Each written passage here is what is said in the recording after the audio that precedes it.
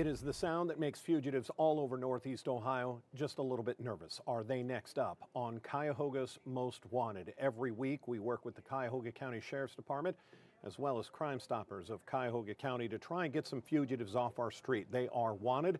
They are facing serious charges. They are innocent until proven guilty, but they don't need to be on our street. They need to be in a courtroom. We're going to welcome in, as we do every week, Detective Red Dyer from the Cuyahoga County Sheriff's Department. Detective, how are you today? Fantastic, Dan. How about you? Yet another group of fugitives we'd like to see standing in front of a judge. Let's talk about this. Let's remind our viewers, we've had this partnership now for years. We have featured hundreds and hundreds of fugitives on Channel 19. Why do we keep up this partnership with Crime Stoppers of Cuyahoga County? Well, Dan, as you like to, excuse me, as you like to discuss, we see that this program's working. The numbers don't lie. People are, they'd like to be involved with solving these cases, getting justice for these victims, cleaning up their streets, and it also opens up the potential for a reward, which we'll get into a little later. It really is. And Red, whether it's you or myself, we like to remind people it's about the victims. Think about, we've got a rape case in here that we're going to talk about. The victim at the time was under the age of 10 years old, and the person alleged to be responsible has never been in court to face these charges. That's why we do this, one fugitive at a time. Detective, without wasting any more time, let's get to our first case of James Cunningham Jr. What do we know? Well, Dan, what we know about James Cunningham Jr. is that according to reports, in December of 2025, he allegedly stole a vehicle which was actually witnessed by the victims. He was later apprehended by the police in the stolen vehicle with a firearm in his possession. Stealing cars is dangerous. It's not uncommon to find people with firearms. Excuse me. James is prohibited actually from possessing firearms due to his extensive criminal history, which dates back to 1997. And court documents also indicate that James was trafficking methamphetamine with a firearm as well. And once again, we see this. Dealing drugs is dangerous. Likely to find firearms in this situation. He failed to appear in court, and a warrant was issued for his arrest. He's 5'7" and 175 pounds and was last known to be staying in the 3800 block of West 128th Street in the city of Cleveland. Just way too many guns out there in the hands of criminals, in the hands of felons who are not supposed to be in possession of weapons.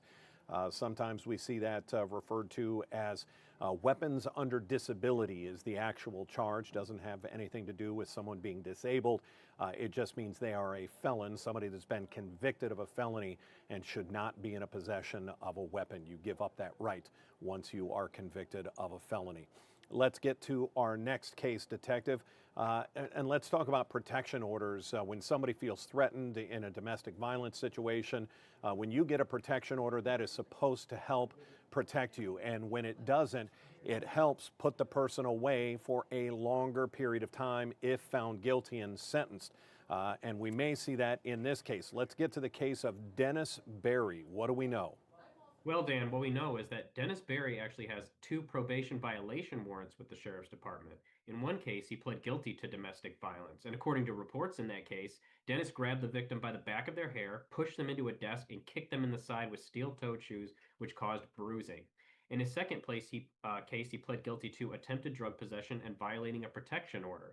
Court documents indicate that he was in possession of the protected person's property as well as possible illicit drugs to include a fentanyl-related compound. He actually failed to report to the probation department as instructed, and warrants were issued for his arrest. He has an extensive criminal history with the Sheriff's Department dating back to 2007. He's 6'1" and 200 pounds and was last known to be staying in the 6800 block of Frankie Road in the city of Middleburg Heights. Yeah, it's scary when someone thinks they're protected by that protection order, only to have somebody walk right through it and back into their lives. That's somebody who needs to be back in a courtroom. Detective, before we get to our third and final case, an accused rapist, and the victim is under the age of 10, as disgusting as that is, we're going to take a quick break. We'll be right back.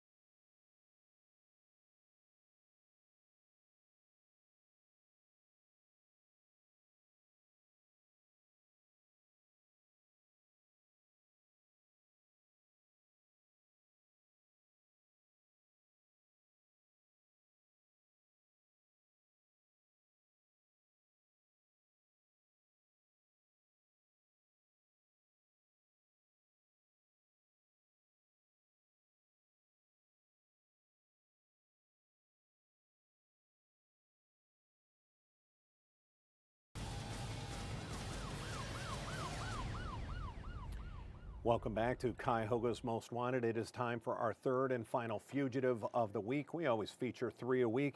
We're going to get to the case of Lonnie Dickerson. And Detective, we've had this conversation before.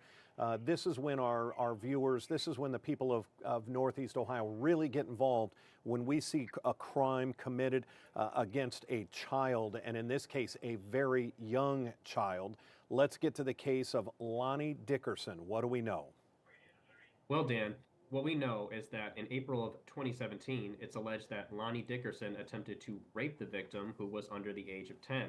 And unfortunately, we see this where the community wants to get involved, wants to help catch these individuals because they feel so passionately about protecting our children.